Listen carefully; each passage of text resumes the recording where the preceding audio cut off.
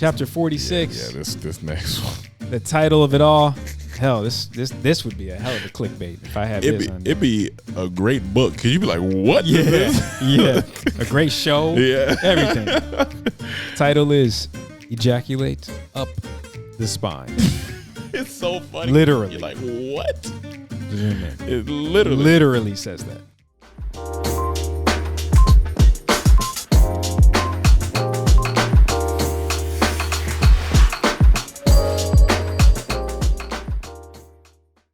Beautiful people, welcome back to another episode of Who Can Relate. I have a crowd favorite back with me, Man. and we are here to talk about part 2 of The Way of the Superior Man. Yeah. I think after this, I can't come back for like a year. He's like- They're gonna get tired of me. he's like, yeah, the quota might be here. They're like, all right, 3 times. All right, cool. Yeah, like, is he a regular? We want to see him evolve till next year. Yeah, know what I'm exactly. saying? You guys let me know. I'll come back, whatever. You know Oh, what I'm saying? they love you, bro, and it's an honor, always a pleasure. Welcome sure, back man. to the Thank show you. officially. Thank you. Real quick before we get started, Yeah. every time I come, I think in honor of the Way of Superior Man, I have to do Superior Man things. Okay. So I remember you told me a while ago you wanted a certain frame that we had, and we didn't have them. Frame. So I got you. Oh, what you got? I can't. Come on, man. Oh man, know I always- come bearing gifts. Come on, man. Keep telling all these guests. Come on, man. Take notes. Appreciate you, bro. got Oh, these are the you. vanilla The joints. vanillas, yeah. Oh man, I had to come appreciate bring it, some bro. gifts for you, man. Thank you so much. Yeah. Appreciate it. You know, shady side up. Make Hey. sure y'all go grab Get that. this one time. Oh yeah, everybody. for the picture. Yeah. I was actually Adriana just came out and I was telling her about Shady Side Up, Boom, boom. and I gotta tell her that you make glasses for women. Wow. Ooh, one Come time. on, man. Ooh. Saucy. See, the thing is, bro, not only does it look good, but for me, it's the polarization. Yeah, that's Cause otherwise I'm like this wearing glasses. Yeah, you What don't the want hell that. sense does that make? I'm gonna rock these for a second. I come on. appreciate Yeah, you. rock it dog. for a second, man. Thank But you, yeah, man. so yeah, and that's just my appreciation for you always having me on. I'm Yes, just sir. it's the southern gentleman. Yeah. man. You know, Hey, Southern Charm, man, it's a real thing. I appreciate it, bro. no problem. Shout out to the Shady Side Up. Yep. Good looking. Okay. All right. So the last time we were talking about part 1, part Yeah. 2, part 3, Yep. and there were a couple clickbait Yep. chapters in there. Yeah, of course. And there was a lot of great feedback, and mainly from women. Yeah, now that was the best part, watching the comments. Yeah, Like over 100 and something comments, and just a lot of people just saying how they appreciated the Yeah. honest, open conversation, and Exactly. then that we were like, hey, this isn't just for men, this is Yeah. for the ladies. Oh, for you sure. know what I'm saying? So and yeah. arguably maybe more for women. Yeah, arguably. You know, Honestly. it's so funny. That's why when I was, I always read when I'm on set, and women be like, "What are you reading?" And I'm always like, I always go to say it. I'm like, it's actually a spiritual guide to the mastery of challenges of women, work, and sexual desires. They're like, "Oh, what's that?" I'm like, "The Way of the Superior Man." You're like, huh? Oh, never mind. And I'm like, no, but you heard Yeah. So it's such a powerful book, and there were so many people who bought the book, who were going in on it, and so I was excited to get back to it and get this part 2 going. And again, we hit part 1, 2, 3. Yeah. There's 8 parts.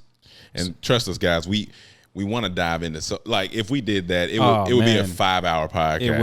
It would be. And the author would be like, "Why you? Yeah. Bro, I could have done this." You know what I'm saying? So we try to just skim to the best of our ability and Yeah. give you guys what we think for the most part. So, Exactly. yeah. So we're gonna start with part 4. Yep.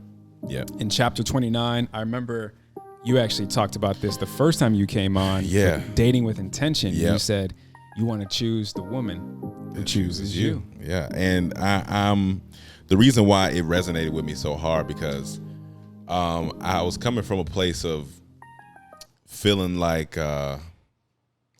because of therapy. Yes, sir. I've been coming from a place of like really understanding why I'm doing certain things. So, Okay. for example, if somebody makes me mad, I ask myself, why am I mad? Yeah. Then I get to the root of the issue. So it's not me just saying, I'm angry. That's such a blanket statement. Yeah. No, I'm frustrated. I'm Right. disappointed or whatever. Yeah. So at that time, I was wondering why I was like double texting girls. Like they wouldn't hit me back, but they would be on Instagram. Yeah. And I would be like, what's up? Like, what Taking it personal. But then I'm like, Yeah. they just aren't choosing me. Right. And it's tough for a man to swallow. That's a hard pill to swallow. That ego is like, nah, man. It's hard. But then when I read this book, he really broke it down, and he said, basically, if a man wants a woman who doesn't want him, he cannot win. And history has shown that. Oh, yeah. Like, if you can look at the movies, like at the first, she doesn't want the nerd or whoever the guy is. Right. And she doesn't want, but until he starts living his purpose, doing his thing, then she's like, you know what? I think I do like you, you know what I'm saying? But now she's choosing him. And it's not me saying like, oh, guys, like, don't ever talk to a girl. But it's like, once you do talk to him, make sure you understand that you both are in the same love, like you're in the same capacity to understand like, all right, I would like to date you, because otherwise it's lopsided. It's just lopsided. And you're running around, you're doing things that out of your character that you like, why am I doing? I'm sending her flowers. Right. She don't even like flowers. She told me matter of fact, she hated flowers. She hated flowers. You know what I'm saying? So and for men, like you say, it's just it's hard to be like, why she don't want me? You know, I'm out here, I'm getting money. I'm doing it. I look good, I smell good. You know what I'm saying? Yeah. Well, one of the things in the book, in this chapter, again, choose a woman who chooses you. So it's very important, because he talks about this throughout the book, how much of a priority it is for the masculine to live in purpose, to find purpose, etc. So the priority of the masculine core is mission, purpose, or direction in life. On the contrary, the priority of the feminine is flow of love and intimacy. And so that really resonated with me, because I remember when I'd be stressed out early pandemic time, and with work and all this stuff, and I was getting the podcast going and everything, and Shay's just like, can I get some love? And I'm like, no, I got this. And she's like, and it hit me when I read this, I'm like, oh, wow, our priorities were way off. Yeah. Because for me, the intimacy and that type of connection was secondary. Yeah, that's your feminine side, but you wasn't tapped in. Yeah, no, my masculine side was put it secondary. Well, yeah, the feminine side would have put it, should have put it first. Or at least gave me some type of a balance. But all that really made sense. And now it's totally flipped, that I am living in purpose, and I am able to compartmentalize the different, okay, there's a time and there's a place, there's a time to work, there's a time to be with your woman. You almost set a boundary for yourself. Without even really knowing it. And what's funny about that is, I noticed too, I'm thinking about the women I've tried to pursue in the past that didn't choose me. And he talks about how, you know, when a woman feels like your feminine is a little bit more than hers, and you're not showing that masculine, she's like, you know, and that feminine was me doing the extra, right? And they and subconsciously, without them probably even knowing, they probably were like, I don't really like the way he coming at me like all types of ways right now. Like, be a man, not be a man, but be masculine. You know, where's the masculine side? But so now that I read it, I'm like, that stuff makes sense. I know that makes you like. It's like when people say, "Oh, you're doing too much." Right. That's what you're doing the most, bro. You're doing the most. Yeah. Just let it be. But if anyone's sitting here, you know, listening or watching and thinking, okay, well, what about the one who plays hard to get? Yeah. Or plays, you know, that challenge, right? Yeah. And it says, of course, you must discriminate between whether she's playing quote unquote hard to get or whether she's genuinely less interested in the relationship than you. Yeah. This is why you should ask your friends. And even her friends. If it turns out that she really doesn't want to be with you as much as you want to be with her, then it's time to realize the relationship won't work. Yeah. It's better to move on and work with your hurt than it is to continue demonstrating that your feminine desire is stronger than hers, to your point earlier. Yeah. And it goes back to that admittance thing. It's acceptance. It's an ego thing. It's like, all right. Oh yeah. This is it. Yes, sir. I've spent my money. I've spent enough money. I've went on the dates. Right. This ain't it. This ain't it. And that's okay. And you that's know. All right. And that's like, you know, the taking things too personally is so huge, because a lot of times it often just comes down to timing. Yeah. Absolutely. At the end of the day, it's all timing. A lot of people are like, you know, you and Shay, and it's beautiful. And I was like, look, half of that is timing. If I would have met Shay 7 years ago, I would not have this ring on my finger. Trust me. It'd be a different spot. Because she would not have put up with your boy. Yep. So moving on. We were going to talk about chapter 33, which is your excellent track record means nothing to her. Yep. Woo. Yep. Actually, no, we skip over? We skipped one. Oh, we can't skip over this one. Oh, what you got? 26. What's you when you see you like, oh yeah, no, we can't miss that.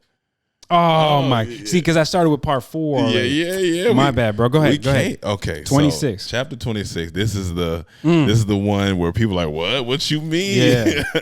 So chapter 26 is, you will often want more than one woman. Now let's preface this by saying, well, actually, I don't have to preface. He explains it here in the book. So it says, any man with a masculine sexual essence will desire sexual variety. This has been a telltale thing since the beginning of time. We know this. Even if he loves his intimate partner and is completely committed to her, he will naturally want sexual occasions with other women besides his chosen intimate partner. Now, here's the key. How a man deals with his desire for other women is up to him. And that's the main part. That's the main part. Yeah. So we're not saying go out here and be all loosey-goosey. Yeah. We're just saying the nature, the desire, the masculine energy often wants more than one woman. And then the best thing for me was in this paragraph. He says, just remember that self-discipline is not self-suppression. Suppression is when you resist and fight against your desires, keeping them as buried and unexpressed as possible. And this is really it. Self-discipline is when your highest desires rule your lesser desires, not through resistance, but through loving action grounded in understanding and compassion. And when I read that, I was like, that's such a bar. It's such a real thing, because when you suppress things, which is anything, like the reason why I know this is true, you can take it to the simplest form, food. I love Oreos. Okay. If I suppress the fact that I love Oreos, I want them more. Right. But if I'm just like, I'm gonna stop at the store and grab me a pack of Oreos. Yeah. I don't find myself craving it because I'm not holding myself from it. So suppression is different from the discipline. Discipline is me saying, "Oh, I had something yesterday," right? But suppression is like, "Nah, I can't eat those." You're becoming an addict. You start going crazy. Yeah, it's important. I mean, I highlighted the same thing. I mean, hell, I highlighted most of this chapter. But that when he said that it's self-discipline, not self-suppression, that also struck core with me. But he also says that the man should know, however, there's no way to avoid these desires. Yeah. So if anyone's like, nah, not me, bro. Come on, man. Come on. No man can avoid these desires. You ain't the unicorn. You ain't the special one. He should also know that acting on such desire, so all of a sudden you want the grass is greener, though temporarily enlivening and exhilarating, it often ends up complicating his life far more than the occasion is actually worth in itself. Yeah. Learn that lesson way too many times. Oh, yeah. That the consequences are always going to be worse than just that good feeling for 10, 30 hour, whatever the hell it is. But the biggest thing for me, because when I was reading, I'm like, I'm the unicorn. I don't think about nobody else. I can avoid this. I'm married. I'm good. Yeah. But at the end of the day, and that's he talks about further. I think we touched on the temperatures of women and they come in, and I'm like, okay, because you could have a woman come into your presence, and you're like, what was that? Married or not married? You appreciate a woman. You appreciate her beauty and all she has to offer. You're like, man, because women appreciate women. Exactly. Yeah. Like, looking at Shay, like she was beautiful. It's like, okay, cool. I'm not tripping. Cool. You know. But at the end of the day, it's what you do with this desire. It's how you manage it. It's understanding that, look, you can't be running from your problems. Yep. You can't be taking the same new relationship, expecting new results, so on and so forth. So just think. And he also talks about too, which I said this summer, I think it was on, shout out to Lauren, her book club. And we talked about the way of the superior man and how usually the men who are out here doing their thing and they're cheating or they're too much of a player, whatever the case is, they can't even satisfy and take care of one woman. Yeah. And you want 8. Yeah. Beautiful people. Sorry for the interruption of this beautiful episode with Mr. Rome Green Jr. But a quick word from today's sponsor of the show. Yet again, Manscaped. If you have not already gotten your Manscaped, what are you doing? Get this for your guy. Get this for your dad. Get this for your uncle. Get this for any man that means something to you in your life. And here is a lot more detail with my lovely better half, a.k.a. the Portuguese lover, my wife, Shay. And we talk about the Lawnmower 4.0. Manscaped is the only men's brand dedicated to below-the-waist grooming and it just launched their Lawnmower 4.0. Their 4th generation trimmer features a cutting-edge ceramic blade to reduce grooming accidents thanks to their advanced skin-safe technology. Those are the worst. Have I ever told you about my horror stories? No. Thanks to Manscaped, your boy won't have any accidents. Carry on. Well, this upgraded trimmer includes a multi-function on-off switch, which can engage a travel lock. This is a great feature if your father or yourself does a lot of traveling. That's me. Yeah, that is you. Lock that up, because there would be nothing worse than going through security, and all of a sudden my toiletry bag is vibrating. Yeah. It's not a good look. That's happened to me. For your boy.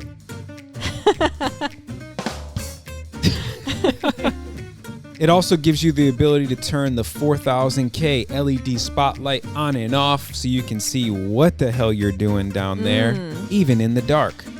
Because you know how the saying goes, honey. Direction is more important. I forgot. Speed. I was going to say speed. You don't watch the show. I was going to say speed. You don't watch the show. You don't even watch the damn show. The Lawnmower 4.0 even allows you to customize your trim through additional guard lengths with sizes 1 to 4. So you can do like an S, V, D. You don't want a D down there. The D's already down there. The new wireless charging system uses electromagnetic induction, which can help battery length last longer. They also have amazing products. Like what? Cologne. Cologne? Mm-hmm. Crop Mop Ball Wipes. What the heck is that? Crop Reviver Ball Toner. And Crop Preserver Ball Deodorant. You know what they say? What do they say? If you smell good, you look good. You look good. And if you look good, you feel good. And if you feel good, you play really good. Manscaped products are cruelty-free, paraben-free, dye-free, and vegan. Get 20% off plus free shipping with the code JD20 at manscaped.com. JD20 at manscaped.com. Back to the episode. Bro. First off, I'm going to speak from just a real standpoint. Go ahead, bro. At 33, I don't have time. Here's my thing. I got stuff to do. Right. Right. I got goals. I get sleepy. So me trying to keep up with that many, that means you got to go out here. You got to go here. They got to call you at this time. I'm in bed, bro. Look at me, camera. I'm in bed, bro. 10:30, 11. I'm out. I'm up at 5. Come on now. What you mean? You know what I'm saying? What you mean meet there? I think you did that video. You were like, hey, what time you getting there? And they were like 11. You're like, yeah. Okay. Yeah, that's. Right. I'm gonna hit you with the daytime joint. Yeah. Hit me with that Saturday brunch spot. Hey, Saturday brunch, I'm there. I'm all day. You know, I'm booked the next 10 Saturdays. And other thing I did love about this is like, take that warmth and that love that you feel when you do see someone that you desire, and take that and embrace the one you're with. Yep. Alrighty. 33. Yep, 33. 33. Your excellent track record is meaningless to her. Come on now. A man's track record means nothing to the feminine. If a man can be perfect for 10 years, but if he's an asshole for 30 seconds, the woman acts like he's always been one. The feminine responds to the moment of energy, forgetting her man's history of past behavior. But a man's past behavior is irrelevant to a woman who's feeling in the moment. But see, for men, based on much of another man's history or behavior, so they're thinking, okay, look, he's got a good track record. Yeah. It's, everyone's late every now and then. Yeah. But to a woman, it doesn't matter. No, and that is factual. That is factual. I think me and you briefly talked about it on our call. Yeah. And we were like, we've been those guys been like, oh, well, I mean, it's not a big deal. I mean, I've done it before. Yeah, but I mean, right. Like, it's just one time. Like, what you talking about? But that one time is enough for her to either be alarmed or to bring it up to you. I've learned that I had to stop dismissing things that I was dealing with certain women because I felt like it wasn't important enough. Yeah. And that's the big thing. I would dismiss them, be like, you wilding. Like, yeah. Or the old famous thing, you tripping. You tripping. Yeah. I hear you. I have to be, I'm like, ooh, how would I feel if I told somebody something and they were like, bro, you tripping? They'd be like, yeah. But now I'm telling you how I'm feeling. Like, you know what I'm saying? So I had to stop doing that. But it goes to this in the sense where it's like, you had that job for 10 years, but you made this mistake. Now you're fired. Exactly. They're not going to be like, your job ain't going to be like, hey, I mean, I know you were good on your other job for 10 years. So what you did today, nah, we good. Exactly. Nah, you're fired. I'm going to go back to the being dismissive of someone's feelings, because that's so powerful. And on a serious note, I'm sure a lot of people are like, that was me with a partner. Yeah. I was that way. If it didn't make sense to me, in my mind, it didn't make sense at all. Like, what you talking about? I was like, what you mean you got an opinion or perspective on this? This one way or the highway? Yeah, what you talking about? And as we'll talk about later in this book, the author, a new coin phrase is, it's the divine way, or the highway. Yeah. It's what's best for us as a communion, not what just is best for me. It's not about me being right or wrong. It's about what's right or wrong for this relationship. So being dismissive of someone's feelings, it's ego, right? Yeah. It's lack of empathy. Yeah. And it's sometimes a lack of respect. If you tune someone out and you're like, I ain't trying to hear it, that shows me you're being disrespectful. Yeah.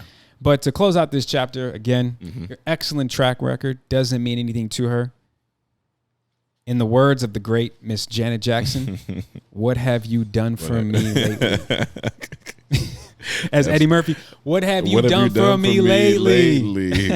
All right, let's go. So part 5. Hey, we getting through these. Oh, yeah. You know what I'm saying? Let's roll. 35, that's page 126. So I want to talk about this one. This meant a lot to me. So 35 is, you are always searching for freedom. It says, the essential masculine ecstasy is in the moment of release from constraint. This could occur when facing death and living through it, succeeding, your purpose, and in competition. The masculine is always seeking release from constraint into freedom. The feminine often doesn't understand these masculine ways and needs. It's almost like when you're yelling at the TV. Your girl might not really understand why you're yelling at the TV, but it's a release. And so he kind of further explains it. He says, what are some of the most common forms of masculine ecstasy? Orgasm is one. The typical masculine orgasm, as you probably know, involves a buildup of tension or constraint until the dam finally breaks and your tension and energy are released. The post-orgasmic state is one of death-like peace and emptiness akin to a blissful oblivion. So basically, I think this whole chapter, he kind of breaks it down as it, because that purpose. One thing I just heard recently about purpose is we spend so much time doing with purpose and doing. And if God wanted us to do, he would call us human doings. But we're supposed to be. So we call human beings. Right. And when they said that, I was like, that is amazing, first off. Yeah. That is a whole bar. But it made sense. So for a lot of the masculine energy, it's the freedom of just like, let's go run and do something. Let's just go. Because when you're pursuing your purpose so long, or when you're like just living in your purpose so long, you look for that release. Like that release is, oh man, the podcast drops next week. Oh, right. You know Tuesday's a great day for me. You know, it's a release. It literally is a release. Yeah. Oh man. You know, your team is playing. They building up tensions back and forth. It's the last second. Team scores. Yeah. Oh my! Thank God. And a lot of the masculine energy, they look for that. They thrive in that. And so that's why I love this chapter. He even says, the attachment to comfort and security is what limits most men in their capacity to make a spiritual touchdown. And I was like, ooh, I so heavily agree with that, because I love being uncomfortable to the point where I'm like, why am I doing this to myself? Yeah. And I couldn't figure out why until I read this book. I was like, always searching for that freedom. Right. Searching for that freedom. Yeah. And the last thing I'll say is to my tattoo. So I got this elephant with this pine tree in the back going up, and the sun in the back. And really the tree is the most significant part to me, but also the elephant too. The elephant, you know, it's strength, it's humbleness, but yet just loyal and all these things that the elephant is. And the elephant, they say the elephant is like so godlike because you can close your eyes and touch an element and it has different textures, just like God has different textures on your life. And so, but the tree is what I want to talk about. The tree is the freedom part for me because you are rooted just like we're rooted. Tree has bark, we embark on a journey. The tree branches, we branch out. Right. Colleagues, wife, kids, everything. But the most important thing that a tree always does is it's always searching for the light. And we're always searching for the light inside of us as masculine energy. We're always searching for the light, always searching for that freedom, because that's all that is. Wow. And when I really thought about that, that's why I got the tree to represent that. Yeah. And if you look anywhere in the world, if a tree grows in a certain spot where there's shade, it'll get discomfort and it'll get uncomfortable and try to bend around it just to find the light. And so that's like the perfect symbolization for us as masculine men. Yeah. And I was like, that's beautiful. That's why I love that chapter, because it just made so much sense. I was like, why is it that we feel as masculine energy, we just always we're searching for that thing, or what's that release, or what's that, whether it's through sex or whether it's through work or whether it's through, but this made sense. It's like we're always searching for freedom. For freedom. You know what I'm saying? Yeah. And I love that. Yeah. I appreciate you sharing that. Yeah. And I also was thinking about the back to the tree metaphor. Yeah. At the end of the day, without its roots, right? When you get down to the root of anything in life, obviously the tree, that's when you can identify what's going on, what's wrong, where it stemmed from, no pun intended. But it's all metaphorical, and it's something to really implement in a lot of aspects of life. Yep. So I love that. Yep. But yeah, you touched on everything, and at the end of the day, to close out the chapter, it's all masculine goals are directed towards more freedom. Yep. You're fighting a war with your own self-sense to be free. And to be free is to die to your need to be a separate self. What then could be constrained? Ego death. Absolute surrender to the point of oneness is the ultimate freedom. Yep. Few men ever release themselves enough to relax in this depth of freedom because they're afraid of absolutely no stress. And no stress means no sense of protected self, no mission to accomplish, the end of the masculine game. Yeah. We had 2 weeks ago on Enjoy the Podcast, timeline. This week's episode on Enjoy the Podcast, we talked about, is not being satisfied a good thing or a bad thing? And it was a beautiful episode. And Jared is more you should never be satisfied. You should always be going in that search for freedom. Whereas for me, I'm like, but at a certain point in time, you got to stand in where you are and look back and be like, man, I came a long way. And the view up top here, this is beautiful. This is nice. I was over here like worrying about the next view spot. Hold on, this is great. The sunset hits different here. So I argued and respectfully, of course, but I was like, I stand in, you have to be satisfied every now and then, because otherwise your partners, in my case, in relationship side of things, romantically, they will always give me I'm never enough for you. No matter what I do, you're never satisfied. It's never enough. And and I used to say it to my mom in our relationship, you're never satisfied. I clean the house and I didn't do the laundry, and you're going to focus on the laundry. You're never satisfied. Yeah. And that can be demoralizing to a person when that person is constantly searching for that freedom. So it's interesting. It makes sense that Jerry would think like that, because as an artist, I kind of understand, because like a lot of painters back in the day, they didn't finish paintings all the way. They would say they're finished, but in their mind, it's like, I could still do a little. Yes. Because they don't want to have that end. Yes. That end to whatever it is, which is so interesting. Yes. And he actually went that route. He used his, he's like, I guess because I'm an artist, I'm constantly searching for how do I get better? How do I create more and create new? All right. What we got next? 38. Oh yeah. That's what it was. Yeah, this is all you. Yep. Right, go ahead, bro. Yeah. Okay. So hot take, exclusive. So 38 is she needs your conscience to match her energy. Now, I understand what he's saying, so I'm gonna read a little bit from what he said. So basically, he said a man must be able to meet his woman with conscience equivalent to her energy. The feminine destructress. I never even heard that. I know, word. Me either when I read that too. Destructress must be met by the masculine destroyer. The goddess of devotion must be met by the god of all pervading love. Dark or light, a man can't be stuck in or avoid any areas of his masculine capacity. His woman will test him there. So in the book, I agree with a lot of this book, and I think there's some things that I think anybody can take. You can agree with some, you can disagree with some. With the matching of the energy, I kind of have a disagreeing. Okay. Because it's like, if somebody's angry, I think unless I've read it wrong, but if somebody's angry, I guess physically, I don't need to match their energy. Because, there's the whole saying going around, if you don't talk to me, I'm gonna match your energy. And I honestly think that's one of the dumbest things. Is that not the modern day two wrongs don't make a right? Yeah, it just don't make sense to me, because if I'm living at a frequency that's this high and you're going this low and you're angry or dealing with something, why would I bring myself down to match your energy? Right. I'm gonna stay up here to protect your energy.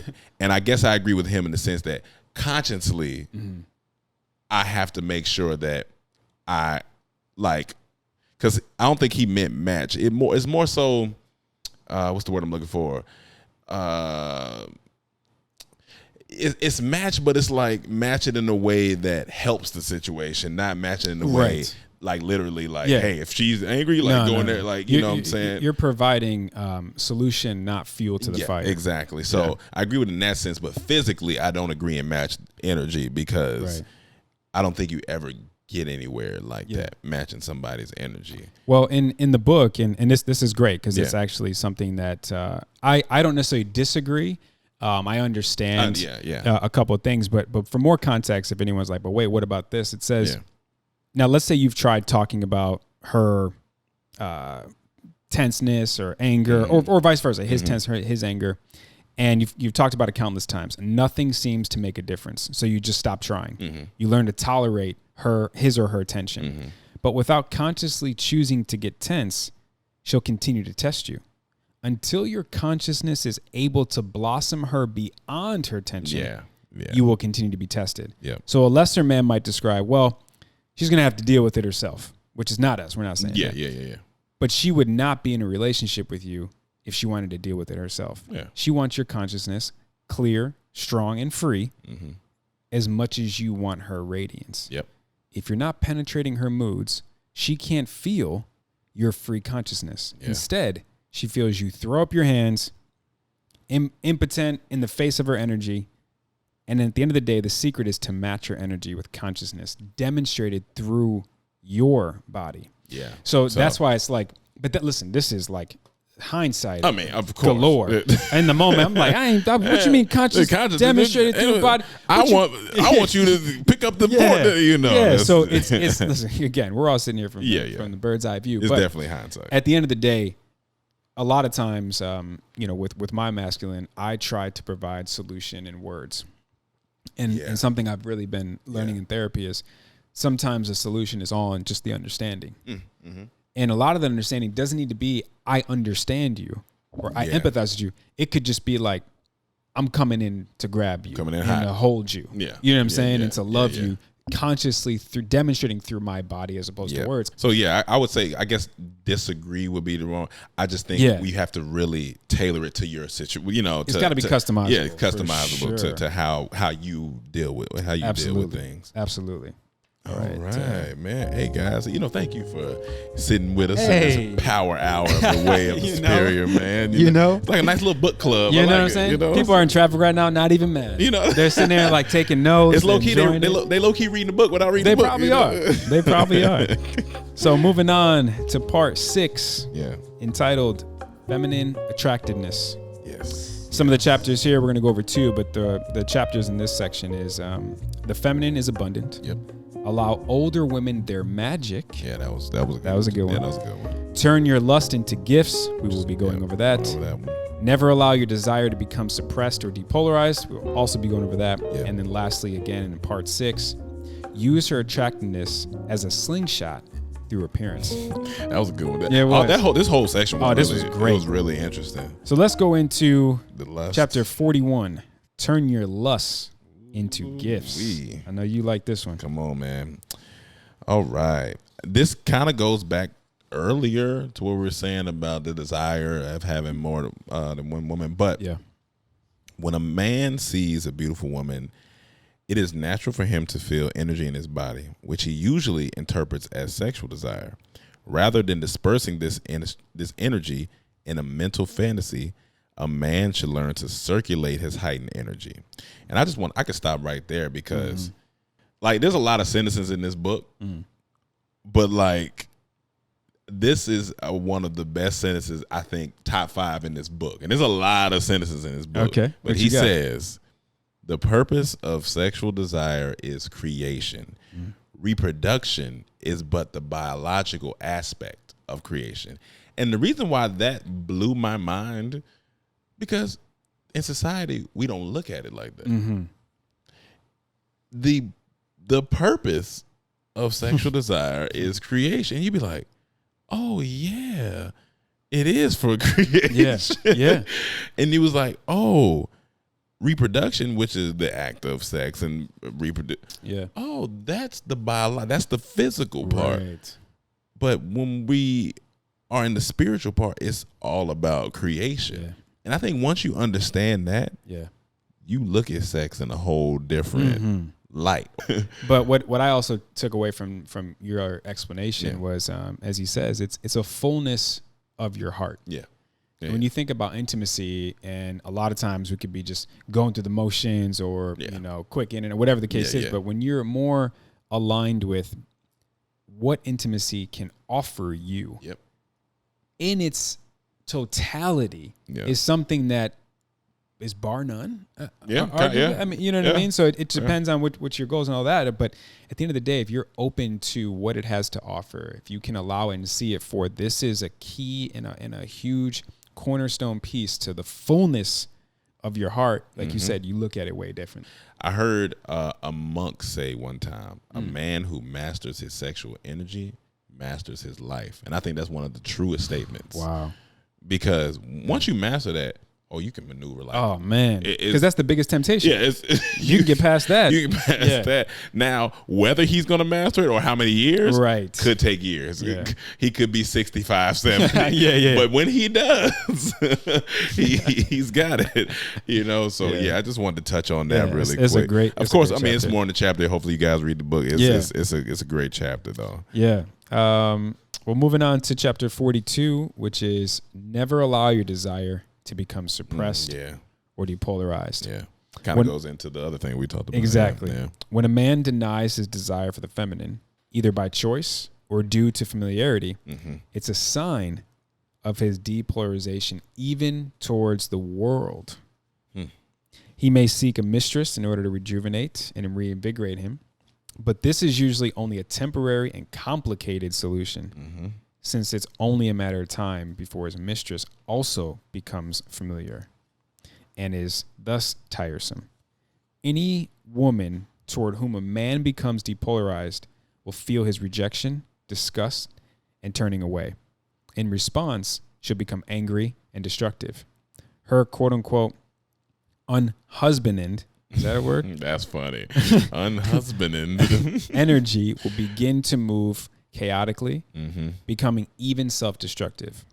A man has no excuse. He must cultivate a polarized relationship to his woman and his world if he is to remain in a relationship with them. Yeah. So you have a choice.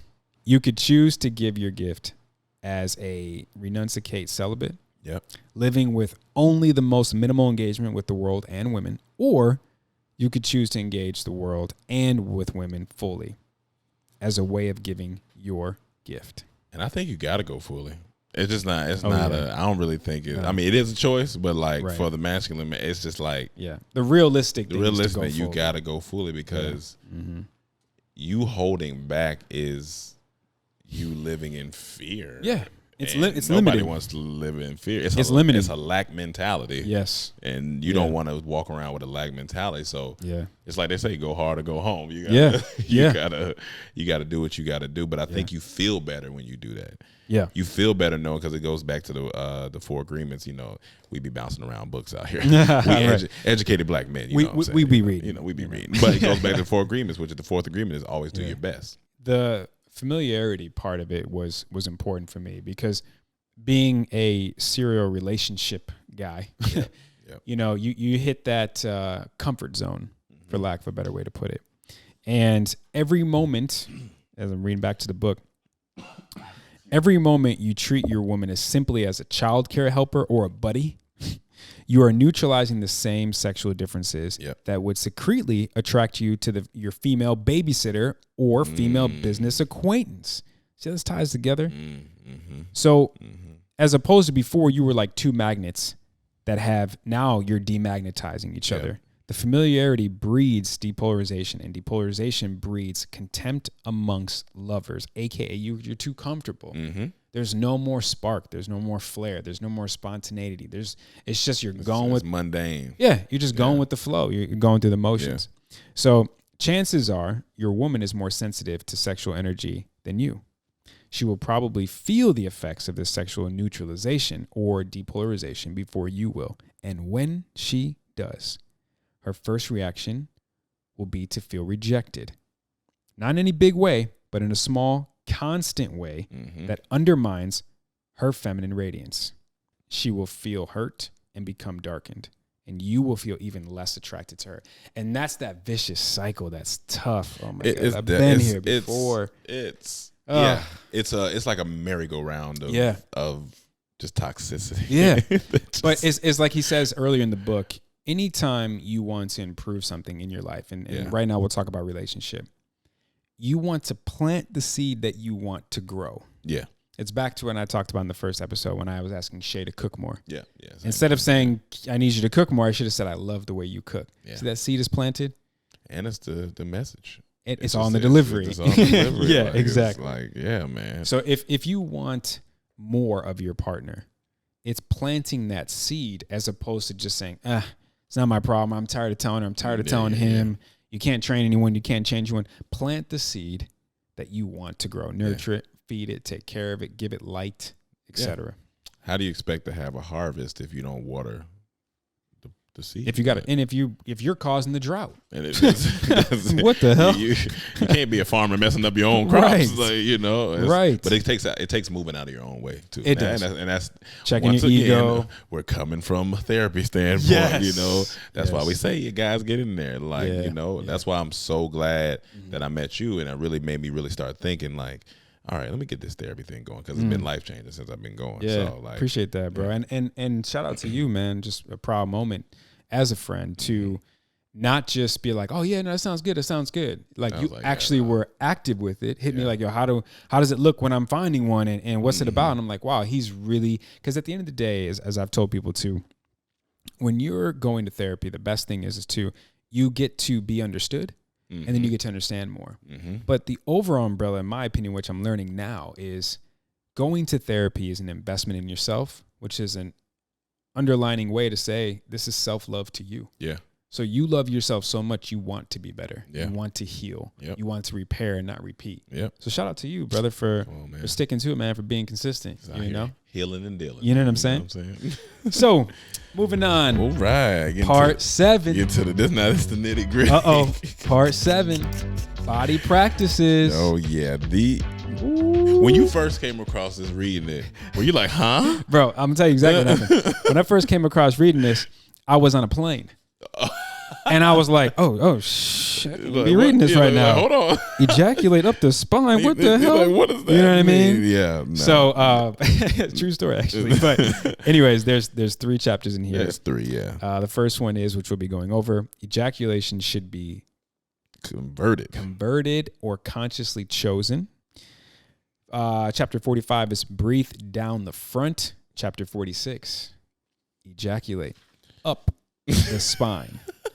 That's the chapter I read when I was sitting next to Rachel, and I was like, my bad, Rachel. Yeah. You don't I'm know. married man. You don't understand. Trying to get better. It's the way the spirit man and the spiritual guide to mastery. Exactly. You should get it. But okay, so we'll dive into 44, which is ejaculation should be converted or consciously chosen. And the reason why this chapter, at the time when I first read it, I was like, he wilding. Yeah. You're like, okay, bro. All right, bro. Time to put the book down. I was with you. He tripping. Yeah. Nah, he tripping. But years later, when I started doing certain practices, now I'm like, So I'll read a little excerpt from it. There are many physical and spiritual reasons why ejaculation should be converted into non-ejaculatory whole body, brain, and heart orgasms. But there are also relational reasons. When a man has no control over his ejaculation, he cannot meet his woman sexually or emotionally. She knows she can deplete him, weaken him, empty him of life force. So I'm going to stop there. First off, when I read that, I'm like, you ain't shit. Yeah. but back when what I just said a minute ago, a man who masters his sexual energy masters his life. And it goes straight to that. So all of this is connected. Yeah. And I remember, so I started studying semen retention 2 years ago. Okay. Came across a YouTube. And you go down a YouTube wormhole. Click one video. I was like, semen retention. What is this? I don't know what this is. Talk about clickbait. And it's a community of people. And so basically what it is the act of holding your semen, of course. So not masturbating, not all that stuff, in order to transmute that energy, like we were talking earlier, into your gifts. Right. So it's really that turn your lust into gifts thing. Yeah. And you can go 30 days, you can go 60 days, it's however long you want. But the results and everything, I kid you not, are very real. So the first time I did it was in September. I did this thing called Sober September, where it's no drinking, no smoking. I don't smoke, no sex, no masturbation, no porn. Dry. Just dry out here. So I went 45 days the first time I did it. Wow. Around day like 40. Now, mind you, you hit like that 2 week mark, where your body like, all right, brother. Hey, listen. The idea was fun. You tripping. You wilding. Yeah. But when you get those feelings, you have to go work out. You have to read. It's self-discipline. So I'm at day like 40. I remember I had an event to go to. And I went to this event, and I kid you not, bro. That's how I knew the energy was real, because I'm talking about, I walk in, and I felt like there was a glow around me. This girl came up to me. She was like, "Who are you?" And I was like, Rome? I think Rome. Yeah. Rome, yeah. Okay, when you just walked in here, you just had a presence about you. And I was like, Then I'm chilling at a table. This girl comes over. The waitress, she asked me for my drink. When she gives me the drink, she gives me her phone number. Oh, wow. And I'm like, what? Yeah. And the phone number was like, "Hey, I thought you were cute. Was kind of shy, but." What? Okay. I'm with my homeboy comes.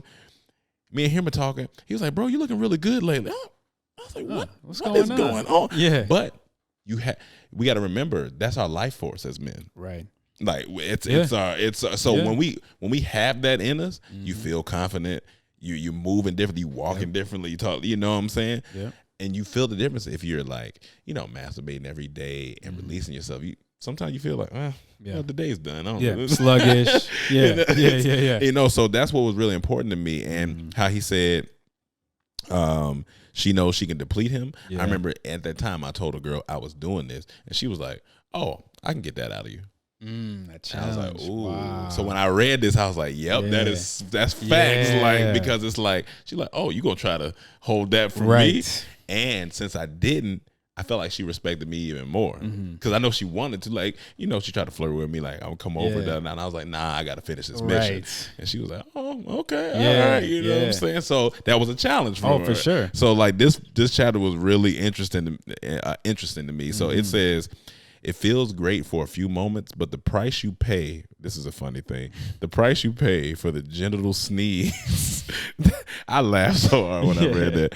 The price you pay for the genital sneeze of ejaculation is a much higher level of mediocrity in your daily life. Mm-hmm. And I was like, damn, that's real, because it's like, once you do it, sometimes you're like, I ain't need to do that, man. Right. Why couldn't I control that? What could I have been doing, better? Yeah. Are you always successful? No. I mean, listen, I've retried to do it sometimes. Sometimes I make it a week, and I'm like, I messed up. But you did it recently. Earlier this year, right? And I did do it recently. I did it from after we did the Dating with Intentions episode through my birthday. And you went longer than you originally so planned. This is probably like 50 days. Wow. I went like 50, 55 days. Yeah. So not even on my birthday, like nothing.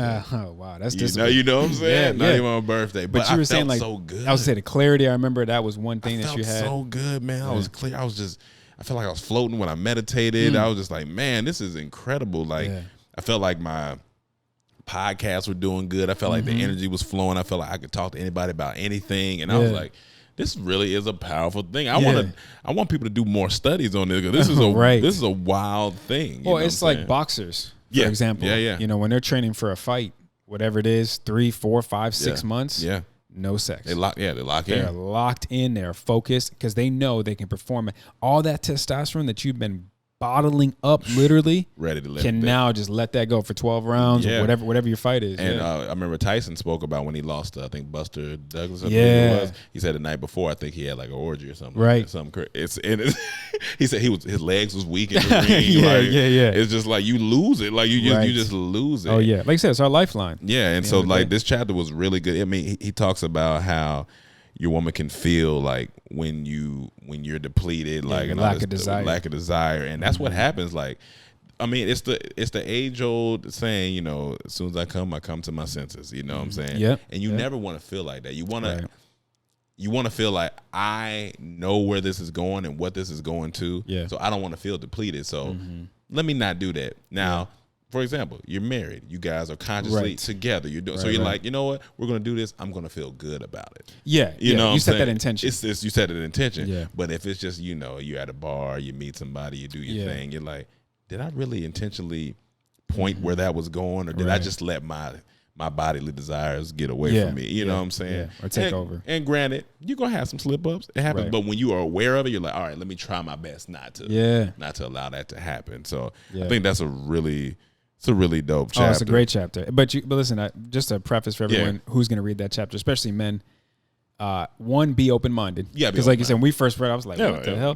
But the second thing is, you'll have to read that a couple times. Yeah. Because there was like, I've been doing my research. I knew Rome was coming on. I was trying to get it right. And there were different parts, especially from these two chapters, one we just did, one we're doing now, where I was like, whoa, I didn't even pick that up the first time, or maybe I'm at a different alignment now mentally. So just be patient with this part of the book. Yeah, but chapter 46. Yeah, this next one. The title of it all. Hell, this would be a hell of a clickbait if I had this on there. It'd be a great book. Cause you'd be like, what? Yeah, a great show. Yeah, everything. Title is Ejaculate Up the Spine. It's so funny. Literally. You're like, what? It literally says that. So I'll let you read that. I don't know. Now, again, I'm gonna tell you now. I don't think me or him have mastered this. I don't know what. No. we on our pre-call we were talking, and I was like, bro, these breathing exercises he was talking about. Like what is this? He's like, hold like you gotta go to the bathroom. I'm like, I've been trying. I'm squeezing different parts. My shoulder hurts. I don't know what's going on. You know what I mean? She looking at me crazy. Like, what's wrong? Right. You good? But it's something like a lot of things, if not all things in this book. These are practices that you have to practice, and then constantly be implementing into your life. But again, just to unpack this chapter, for most men, we all know ejaculation involves spewing their energy and semen out their genitals. Yes. Now, afterward, they feel they've released stress. Mm-hmm. Superior men orgasms more often explodes up his spine and into his brain. From there, raining down through his body like in a ambrosial bliss or whatever of rejuvenation. The technique for converting depletive orgasms into rejuvenative orgasms involves contracting the pelvic floor near the genitals and drawing energy upward along the spine through the use of breath, feeling, and intention. So it sounds so poetic. Bro, it sounds beautiful. But I'm reading this. It was like a pregame. I'm like, all right, I'm getting ready for the game. The shades in the bed, and I was like, okay, breathe. It's the pelvic and then intention. Cool. And I'm like, all it goes out the window. Looking at her, and I'm like, I don't got time for this, David Dieter. Come on, bro. What? I'm just. What you want me to do you here? See my wife? I'm trying to. Come on, man. Think about that. What you want me to do here? But I actually. Well, Shay doesn't know this, but hello.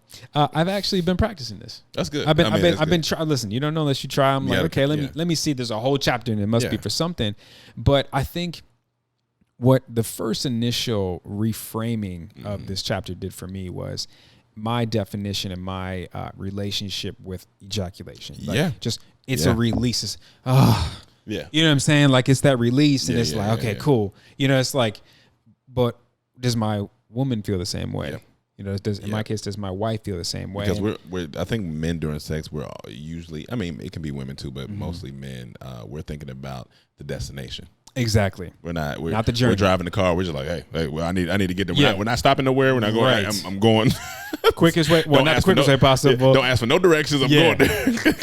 Exactly. And with that, I was like, okay, it's way deeper than that. There's way more to it. So. Here we go. Yeah, go ahead. I was going to say the premature ejaculation. Some men ejaculate before entering the woman's vagina. Yep. Others ejaculate 10 minutes of intercourse. Yep. What matters is not when, but how deeply you're able to commune in love with no boundaries through the form of sexual embrace. If your ejaculation signs the end to your session of loving before both of you and your woman have fully opened yourselves, then your ejaculation is premature. Mm-hmm. Now, if you're like most men, your first sexual experience as a teenager involved masturbation. Yeah. But masturbating over and over ends up conditioning your body and nervous system to a habitual sequence: genital stimulation, mental fantasy, building up tension, and ejaculating. Mm-hmm. So by the time most men are having sex with women, they repeat the same sequence they learn while masturbating. That's facts. That's facts. You're like, all right, I know what to do here. No, this is familiar. Oh yeah, keep going. You know, sex has become a road towards ejaculation, a road paved with internal imagery, self-enclosure, and the desire to release tension. Yep. But to realize full potential of sex, you must learn how to recondition your body and nervous system. Yep. So the breathing comes in. So the intentions come in. It's where the feeling comes in. You want to be one with it. That's where the retention comes in. All that stuff. You start learning like, all right, I forget. She likes to be touched on her thighs. Yeah. Oh, her feet like to be rubbed. Oh, her boobs or whatever. You know what I'm saying? You start to really pay attention, and now you're not making love to your woman. You're making love through your woman. Exactly. And that's a whole different thing. Through, not to. So I want to. Yeah, I'm gonna get a little personal, guys. Oh, okay. Go ahead. This was not on the pre-call. This is not. Go ahead. Let me get this off real quick. Go ahead. I was with this young lady sometime last year, and I had just like re-listened to some audio or something. So this before I met you, all this stuff. I re-listened to some audio, and I remember him. Oh, no. Sorry. I read a book called The Heart of Tantric Sex, and it kind of talks about not being selfish and thinking about what your partner feels like. Right. I had just read that book maybe like a week or two before this session, this business meeting. Right. That I didn't know was going to happen. Let me tell you, listen, ladies, I'm going to be honest with you. Sometimes surprise sex for men, it throws us off a little bit. Because we're like, wait, I'm not prepared. I ain't even, shoot. Well, hold on. Right. Because we're not used to, it's usually us doing. So we get down to business. In my mind, I just read the book and I was like, and I thought about this. I was like, let me try to enjoy this journey and not think about getting there. Bro, I kid you not. We was in that thing a cool 40 minutes, like silent. I was like, huh. But here's the wild part. Okay. Didn't even ejaculate. Wow. And felt okay. Which is a wild thing. She asked me, she was like, did you come? I was like, I don't think so. And I was like, this is wild. Because I almost felt as if I did. Right. Like I did. It wasn't that pulsating like, oh. Yeah. I was like, yeah, I'm okay. Wow. And she was like, yeah, I'm good. I was like, yeah, I'm good. She could see the confusion on my mouth. Yeah. What? Yeah. But I was so much thinking about how she felt. Sure. That I completely took myself out of it. Wow. And I was like, this is a real thing. Yeah. You know what I'm saying? So once you merge that with somebody you actually with. Of course. Oh, it's a whole nother. That's beautiful. That's a whole nother thing. Pinnacle. So I was like, man, this sex energy stuff, this is a real thing. Like you can really control. Oh yeah. When but it's because it's mental. It's mental. Right. But if you're down there thinking like, man, this feels good, you're out of there. Yeah. You don't stand a chance. You're and with that, again, it's reconditioning your body and nervous system. Yeah. And you must learn how to change the mechanics of your ejaculation and convert your orgasm into a massive perfusion of energy, which deepens, not ends, in your case, the lovemaking session. Yeah. So it deepened it. I was like, wow. Didn't give you an end date or an expiration time. I was like, you know what? I can go home. Give me some milk and cookies. I'm good. I'm all right. So for the fellas listening, and you're like, please continue. I'm taking notes. The first step is undoing the habits you learned while masturbating as a teenager. Yep. The next step is to redirect your attention. Learn to feel your partner more than your own sensations during sex, per what Rome just talked about. Eventually, with practice, you will be able to feel through your partner as if your partner's body were a doorway into the vast open space of energy, light, and awareness. Come on now. Come on now. So the next one is breath work. With this, and it's all breathing, as they say. You want to hit that pelvic floor, and a lot of times we mentioned earlier, your whole day goes by and you're like, not that you forgot to breathe, but you forgot to take some really intentional deep breaths. Yeah, it's the first thing you experience when you come into the world. Exactly, and we don't really think about that. We don't. Oh, that is the very first thing. First thing, and the last. He took his last breath. And right? that's it. So it's obviously important. Yeah. And so when you're not breathing fully throughout the day, that's why I love meditation, because it actually and yoga. It forces me to breathe. I don't even got to think about it. I'm just like, I know I got to meditate this time. I got a yoga class here. I know I'm going to get my breathing in. Yep. And so if you're not breathing throughout the day, by the time you approach your sexual partner, you will be filled with fantasies and ejaculative urge. Yep. So a large part of avoiding premature ejaculation is to breathe fully, deeply, and with great force throughout the day. Your inhales should feel like they are drawing energy down the front of your body, filling your belly and genital region. Exactly. Your exhales should feel like they are moving energy through your pelvic floor, up your spine, into your head. By breathing fully in this circle, down the front and up your spine, your internal energy can free flow.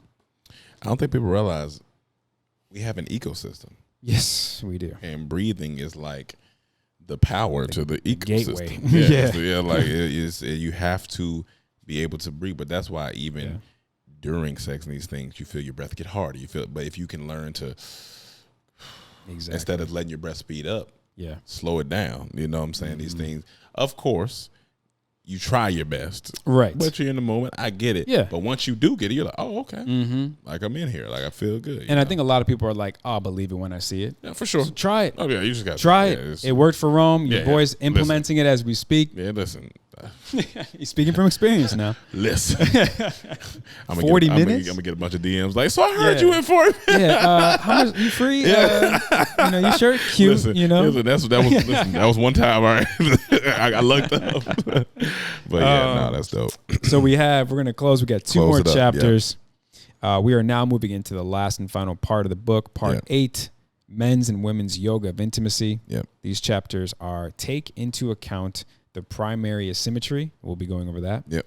You are responsible for growth in intimacy. That's a dope chapter too, yeah. Insist on practicing growth. Definitely be going over that. Yeah. Restore your purpose in solitude and with other men. That spend time with your boys. We need that. Practice. The last chapter is practice dissolving. Yeah. So chapter 47, take into account the primary asymmetry. Yep. This might be personally, it's a top 3 chapter for me. For sure. It made sense in a lot of ways. The old me, the me now, who I and what I strive to be. Yeah. The chapter is number 47, take into account the primary asymmetry. Yep. Intimate relationship is never the priority in a masculine man's life and always the priority in a feminine woman's life. If a man has a masculine sexual essence, then his priority is his mission, his direction toward greater release, freedom, as we talked about, and consciousness. Now, if a woman has a feminine sexual essence, then her priority is the flow of love in her life, including her relationship with a man whom she can totally trust in body, emotion, mind, and spirit. Man and woman must support each other in their priorities if the relationship is going to serve them both. Yep. So it's a very, like, again, I highlighted the hell out of this chapter. It's loaded. It's loaded. I'm going to try to hit some main points here, and I'm sure the comments will be going crazy. I'm actually going to do a segment with Shay about this chapter. That's how good it is. But furthermore, if a woman is not in her feminine sexual essence to the core, what's going to happen is she can experience difficulties in her career, in the way she mothers, in the way she's a friend, the way she shows up. But if full of love in her life, then she'll be a better mother and so on and so forth. So for them, it's the core of it all, but not so much for the masculine men. If you have a masculine sexual essence, then your woman and children can be loving you all day and night. But if your career or mission is obstructed, you will never feel at ease. Nope. You won't even know or want to share much intimate time with your woman until you have your career mission back on track, which is wild to me. It's true, though. The perfect example for that is in Creed 2. Yeah, right. Great in Creed 2, he had already got beat up. I'm talking about life was barely on the line. He patched himself back up, right, and he has to go fight old boy again. Yep. And so he goes to his wife, whom he just had a baby with, right, and he's like, I'm going to do it. And she looks at him crazy, like, but then he explains why he has to do it. Yeah. And they have a moment, it's shot very well, and they have a moment where she kind of looks at him and she goes, well, you better win. Because she know you can't stop him. You got to let him go. And she knew she couldn't compete with that type of feeling of accomplishment, feeling of achievement. Yeah. You got to let it go. Yeah. You know that's a great analogy. So it was real. At the end of the day, when it comes down to it, just the layman's term, your woman's core is fulfilled with love. Yep. And the man's core is release from stress. Yep. And aligning his life with his mission. Now, here's the chapter that everyone needs to listen with an open mind. Or the paragraph. The paragraph. Thank you. And just get all the context, okay? Don't be picking apart. He said, what you mean? Don't be taking clips and running with it. Exactly. This is not going to go, just come on now. It goes much further than this, though. For most men, their woman is replaceable. Harsh, but true. And if you're like most men, you know deep down, don't be lying to yourself, that if you were to lose your present woman, sure, you would deeply grieve. Of course. But you could eventually find another. Of course. Many times, in fact, you've probably fantasized about finding another woman even before you lose the one you have. Because again, a man's priority is his mission. He will always gravitate to a woman whom he feels would most support that mission. If he feels another woman would enliven him and give him more energy for his work, he might desire her as his intimate partner. And I'm a testament to this without knowing I was a testament to this. What you got, Doc? One of my exes, I was with her. And bro, she just was not motivating me. But I had love for her. Yeah. In my mind, there was this one girl who was like CEO and like kind of just boss. And I would be like, I know I would level up if I was right. I didn't go break up with my girl, but in my mind I was fantasized about it. Damn, like I could see us like taking the boss pictures, right. And eventually, the opposites that me and my girl had led us to to end it. Sure. You know, yeah. She wasn't a creator. I was. Right. It was really it was tough. Yeah.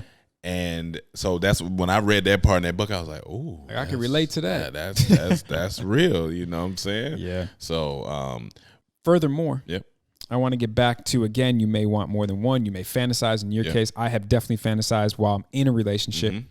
But here's the thing. You're lodged in the heart of your woman. She feels you all day. She senses where you're at. Feeling threads from her heart are connected to your heart day and night.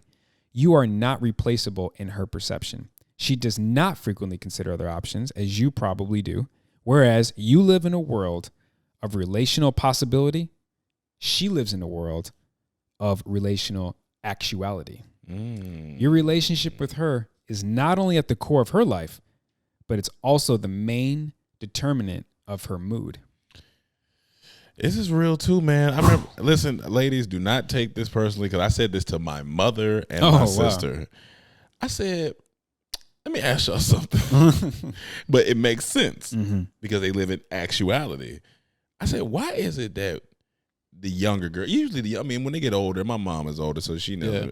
But younger girls, when they get with a guy, for lack of better terms, they become a little stupid. Just like a little stupid in love. Like a little stupid. Right. And my sister and mom were both like, you're right. It's because we put everything in it. Like that's, and men don't do that. No. We can easily, oh man, I was dating for like 3 months, it didn't work out. Yeah. But bro, you perfectly led me into the next part I was going to read. While it is was obviously healthy for every man and woman to learn to become whole and independent, it is self-destructive for your woman to try to lessen the importance of your relationship in her life. If she has a feminine sexual essence, the desire for the flow of love is at her core, no matter how dedicated she is to her career or other activities.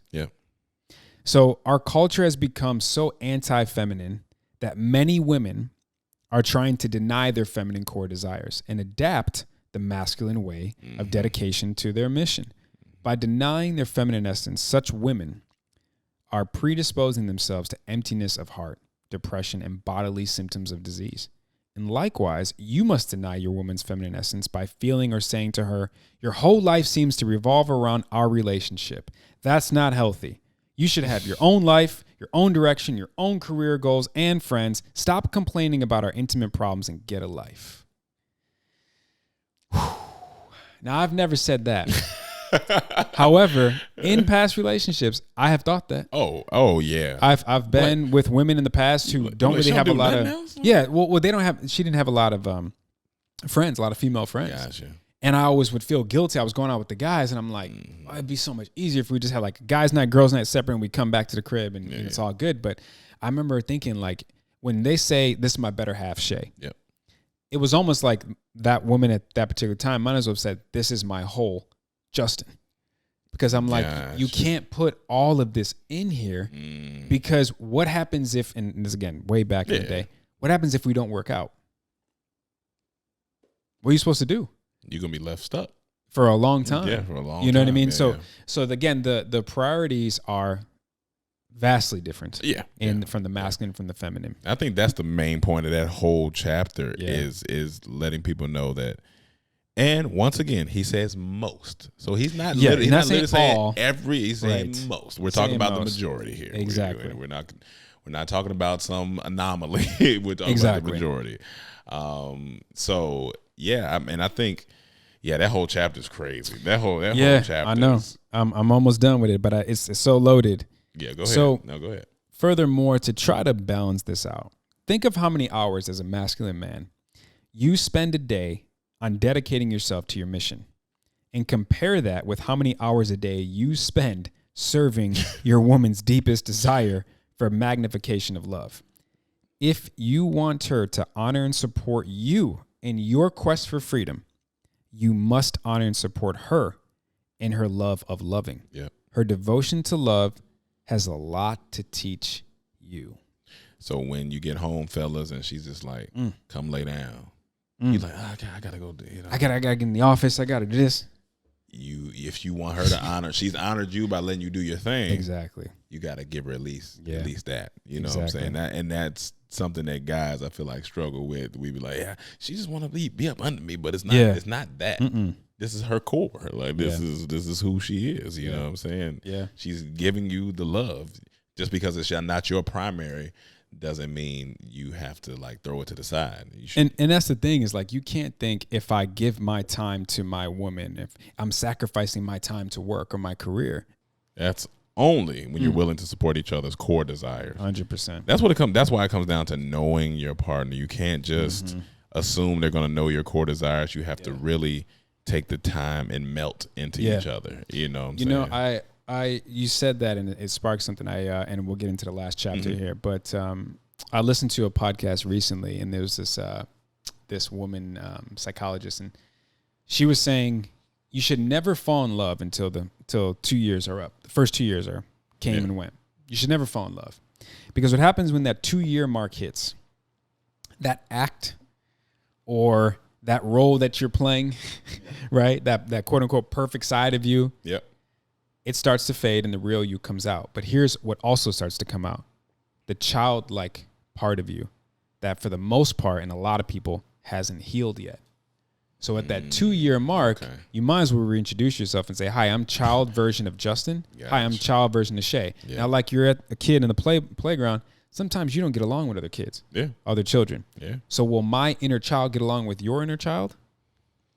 That's about deep. to find out. Think about that. Yeah, that's deep, bro. And when I heard that, I was like, everything, because it was almost 2 years on the mark of Shay and I. We really were like at a crossroad. And I was like, oh shit. I had moved. I had proposed. I'm like, because we started to just get into all of it, and I was like, what the? And when I listened to it, I thought back on almost every single argument, and I was like, here was me ego protecting. Here was me. Truly, I'm hurt. I'm sad because of my abandonment issues as a child, and I'm puffing out my chest, and I'm angry, and I'm pointing the finger and doing the blame game, and I'm like, damn, like my inner child couldn't sit with Shay's inner child. You know what I'm saying? That's why even on the last episode, talk about having to talk to my inner child. Exactly. Like, hey, bro, I got it. Right. It's cool.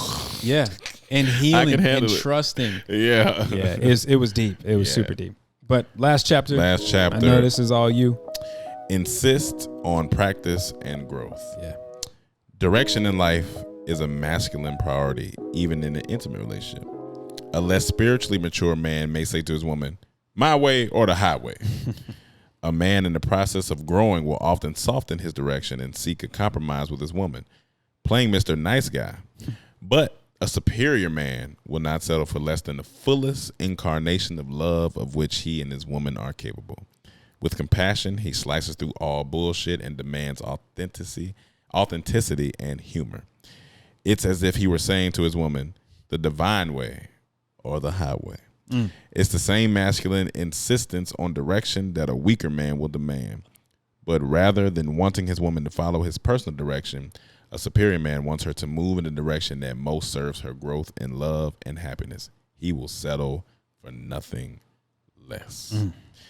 I love this chapter because, like I said it on Dating with Intentions, I believe. Yep.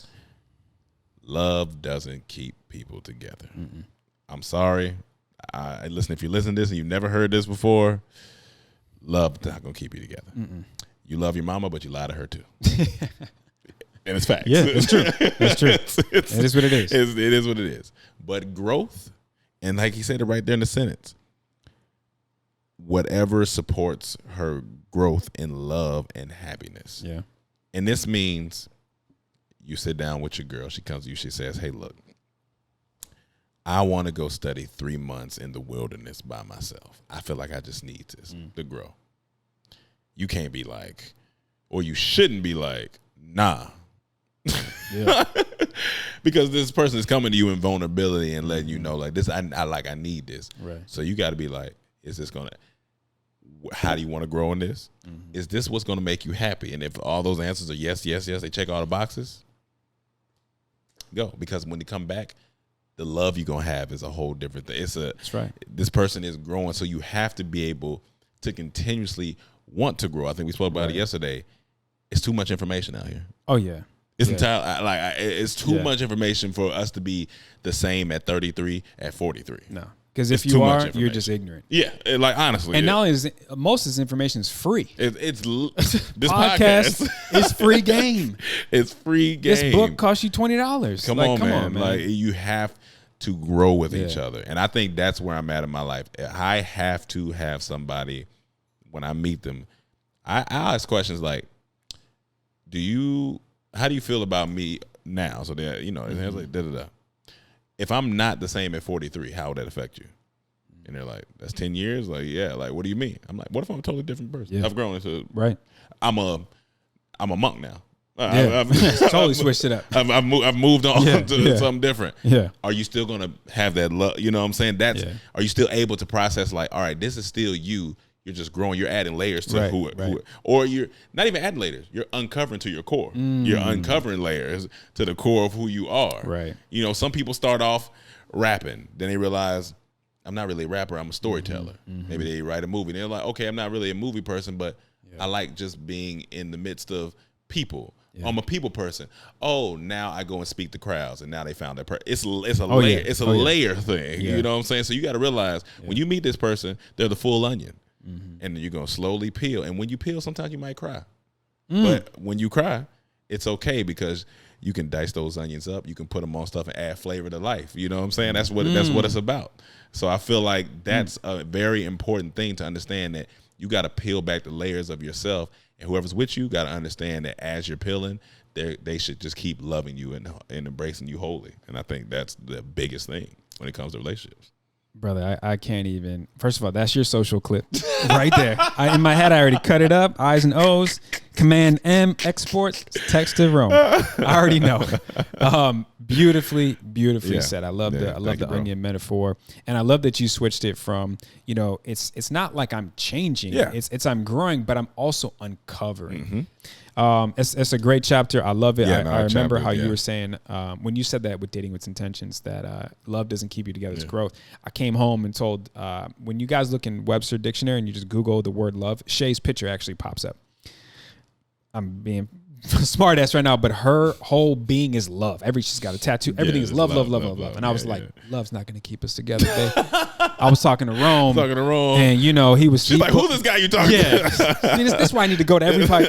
No, but I said he said it in such a beautiful way that I was like, it's true, because we can have all the love in the world, but if we're not growing, what do we how do we expect this to last? Yeah, that's the thing. To last, like long term, not short term. Yeah, long term. Well, that's all the chapters that we had. I wanted to go into just personal final takeaways with obviously this book has had a major impact on our life. I do have a question for you, Roman, and if you don't mind sharing, now that you are a superior man, you're an evolved man, and now you're out here in the dating world. See, because I read this as a married man. So for me, I was like, damn, if I would only had this. But you know what I mean? Because I felt like it was like the answers to all the tests. Of course. And at least just the guide for nothing else. Yeah. How has this book helped you or maybe hurt you in dating? Because you could be so aligned and you're like, nope. And you're like, this is hard out here. Yeah, I think it's a little bit of both. I think I would put it this way. I believe this book, I'm the car, and this book was the headlights to the fog I was in. I believe for me, I've been driving these roads, these dating roads, trying to figure things out. But even when we did our first episode and going back and look at it, it's like, ooh, I've been driving without the headlights on. It's been foggy. I'm trying to see everything. Yeah. But with therapy and thinking about this book and everything, it's like it flicked on the headlights. And now I don't necessarily know the destination, but at least I can see the path that I'm going on. You know what I'm saying? So I feel like this book really has helped me understand that when that argument comes up, it's almost like a spidey sense.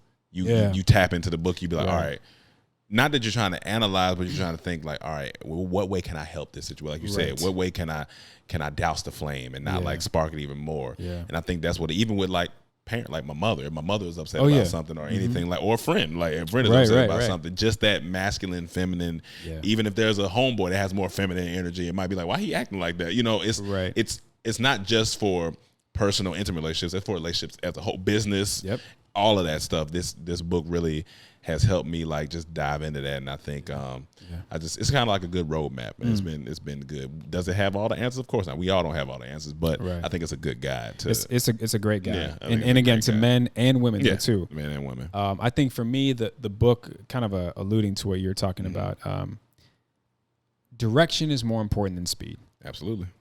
And to your point, you may not know where you're going, but the route and the path to get there is a little bit more clear. Not easier. Not easier. Just more clear. Yeah. And at least for nothing else, you're now prepared with more tools to get through it. Yep. And your arsenal is now deeper. So for me, it was definitely a lot of clarity for a lot of things. Mm-hmm.